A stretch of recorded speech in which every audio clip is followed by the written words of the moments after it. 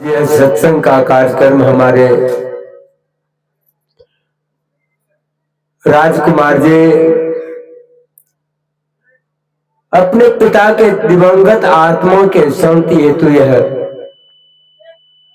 ज्ञान यज्ञ करवा रहे हैं। वह जीवात्मा जहां भी हो, इस सत्संग से, इस ज्ञान से वह जीवात्मा सुखी से रहे, इसलिए यह ज्ञान यज्ञ किया गया है।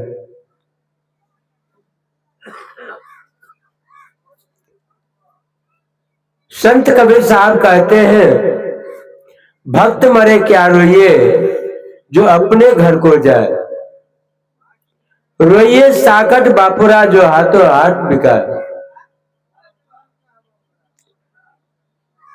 जो भक्त होते हैं उसके लिए चिंता नहीं करना है, वह तो अपना घर गए हैं। और चिंता उसके लिए है जो यहां से कुछ लेकर के नहीं जा रहे हैं, उसके लिए चिंता करना है। और जो भक्त होता है उसके लिए क्या चिंता है, वह तो यहां से भक्ति करके गया है। यहां भी सुख और यहां से जाने के बाद वहां भी सुख होगा, दोनों हाथों में लड्डू है उसको।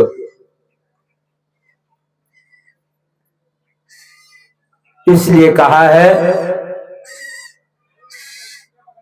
कबीर सो धन संचय जो आगे का होए, सिर चढ़ाए गौठरी जातन देखा कोई। ऐसा धन जमा कीजिए कि जाने के समय में काम आवे, और यह धन जो है यही रह जाएगा, आपके साथ नहीं जाएगा। कहा है, धर्मानु गो गच्छति जीविका धनानि भूमहु पशवस गोष्ठे नारी गृह द्वारे जनहा परलोक मार्गे धर्मानु गो गच्छति जीविका। तुम्हारा धन यहीं तक रहेगा, पत्नी द्वार तक साथ देगी,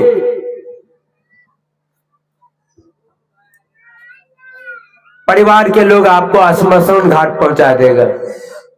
साथ किया गया, सत्संग समय हल्ला गुला गप मत कीजिए। हम आपको एक बार कह दिए हैं, शास्त्र कहा है, काक चेष्टा बको ध्यानम स्वान निंद्रा तथैव च अल्पहारी गिरस्तागी विद्यार्थी पंच लक्षणम। आदमी को 5 लक्षण याद रखना चाहिए। कौवा के तरह चतुर रहना चाहिए, है तो पक्षी लेकिन कितना चतुर है। थोड़ा सा भी कमर को झुकाइए, डेपा उठाइए, कौवा उड़ जाएगा। आपसे बेसी चालाक है कौवा। आप आदमी न हैं, आप मनुष्य हैं, उससे भी चालाक अधिक होना चाहिए। और बको ध्यानम, बगुला की तरह ध्यान रखना चाहिए। सत्संग में बैठते हैं, सत्संग के बोली को गौर से श्रवण कीजिए, बगुला की तरह ध्यान रखिए।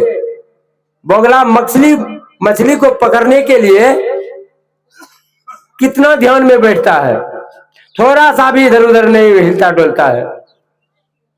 गुरु महाराज कहते हैं, अगल बगल कहूं दृष्टि न डोले, सन्मुख बिंदु पकड़ लागे। अगल बगल भी इधर उधर नजर नहीं जाना चाहिए, और जो बिंदु आगे नजर में आवे उसको पकड़िए। जिस तरह बगुला इधर उधर टसमस नहीं करता है, यदि उसके नजदीक में मछली आ जाता है तुरंत वो पकड़ लेता है।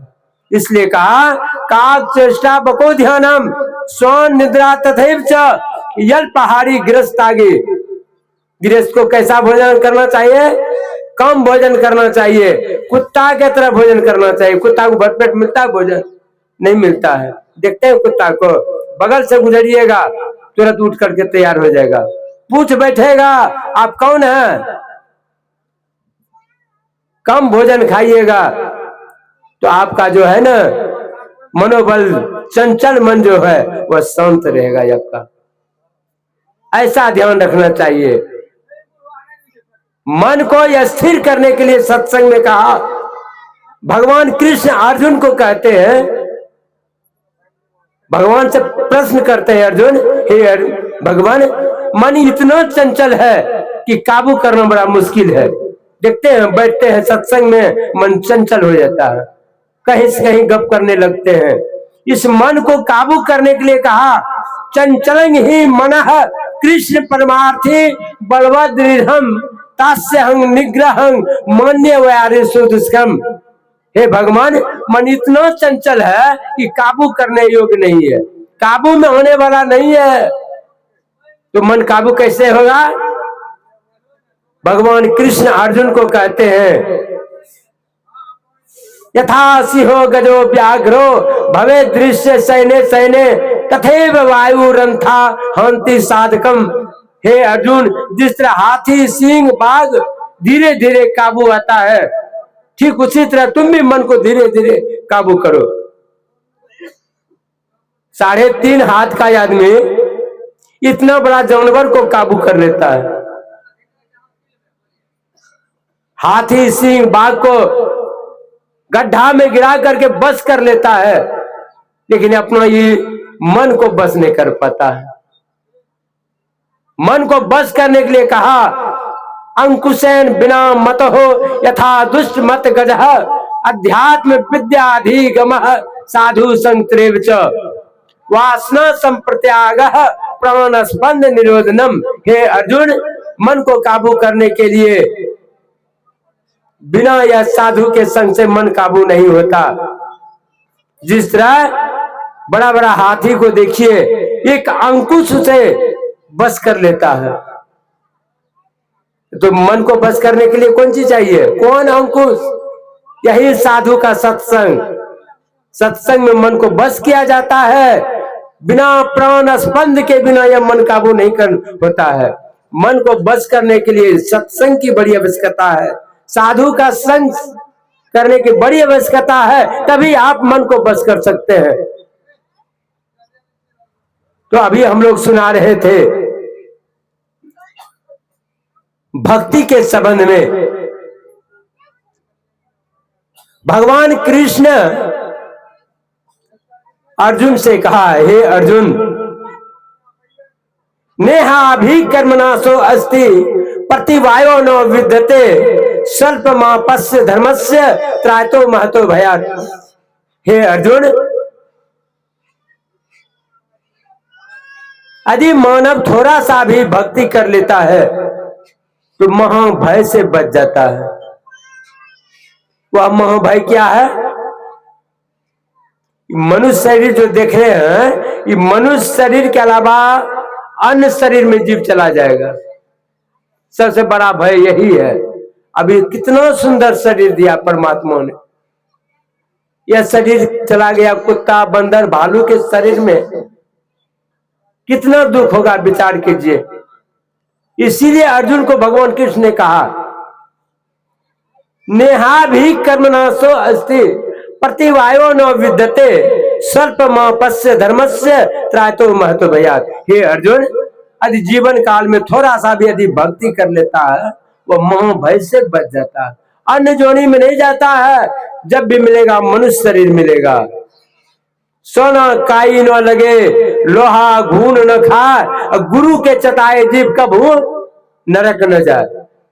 जिस जीव को गुरु ने नाम दाम दे दिया है, चटा दिए है, वह जीव कभी नरक में नहीं जा सकता। जब भी मिलेगा मनुष्य शरीर मिलेगा, अन्य जोनी में नहीं जाना पड़ेगा। इसलिए तो कबीर साहब ने कहा, भक्ति बीज बिनसय नहीं, जो जुग जाए अनंत, ऊंच नीच जन्म ले तो संत के संग। भक्ति का संस्कार जिसको पड़ गया है, जब भी मिलेगा मनुष्य शरीर मिलेगा, भक्ति का संस्कार बर्बाद नहीं होता है। भक्ति बीज पलटे नहीं, आए पड़े जो चोल, कंचन जो बिष्टा पड़े घटे न ताको मोल। सुनो, यदि बिष्टा में गिर जाए, क्या उसका दम घट जाएगा? नहीं घटेगा, वही दम रहेगा। मनुष्य शरीर भक्ति क्या है? अन्य जीव में नहीं जा सकता है। जब भी मिलेगा मनुष्य शरीर मिलेगा, याद कर लीजिए। भक्ति क्या है ना, मनुष्य शरीर मिलेगा। नाभाजी महाराज जाति के मेस्टर थे, डोम।